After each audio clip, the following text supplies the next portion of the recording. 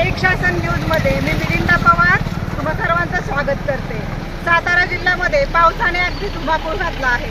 आपण पाहत आहात मोडून येथील पुलावर येरळा नदीचा हा पूल पाहताय आपण। पाणी पातळीत पाहतोय वाढ होत आहे आणि जर असंच जर पाऊस चालू राहिला तर लवकरच पाणी पातळीमध्ये प्रचंड वाढ होईल। येरळा नदीचा हा पूल पाहता अत्यंत खड्डे असलेला हा पूल आहे आणि ह्या पुलाची दुरावस्था पाहता प्रशासनाकडे नागरिकांकडून मागणी होत आहे की हा पुलाकडे प्रशासनाने लक्ष द्यावे व या पुलाची दुरावस्था जी झालेली आहे त्याकडे लक्ष देऊन एक पर्यायी मार्ग किंवा पर्यायी व्हावा अशी प्रशासनाकडे नागरिकांकडून मागणी होत आहे।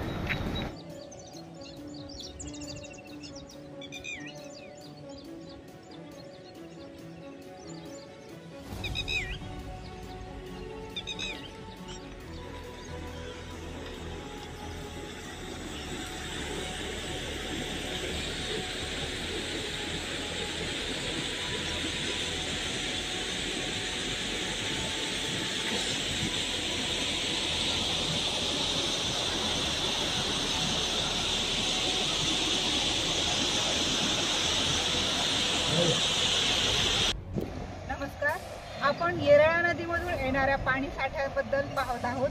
तर हा पाणी साठा प्रचंड प्रमाणात येत आहे। गेले 35 वर्षापासून कधी इकडे एवढा मोठ्या प्रमाणात पाऊस झाला नव्हता, परंतु मान खटावसारख्या दुष्काळी परिसरामध्ये पहिल्यांदा पावसाची खूप मोठ्या प्रमाणात इथं बॅटिंग सुरू आहे। तर ही सुरू असलेली बॅटिंग पाहता अजून जून महिना आपल्याला येऊ घातला आहे व जून महिन्यापर्यंत जर असा सुरू पाऊस राहिला तर हे जे पूल पाहताय आपण हे पूल लवकरच पाण्याखाली येतील। तसेच ह्या पुलांची झालेली दुरावस्था पाहता हे पूल आधुनिकीकरण करणे गरजेचे आहे। या पुलांचं नूतनीकरण करणं गरजेचं आहे।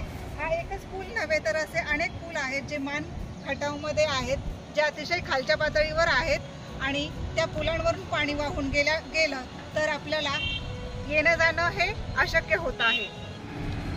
नागरिकांकडून या पुलाबद्दल दखल घ्यावी अशी प्रशासनाकडे विनंती केली आहे नागरिकांनी। तर लवकरात लवकर प्रशासनाने याकडे योग्य तो निर्णय घ्यावा, दखल घ्यावी अशी विनंती नागरिक करत आहेत। एक शासन न्यूज, मिलिंदा पवार, वडूज, खटाव।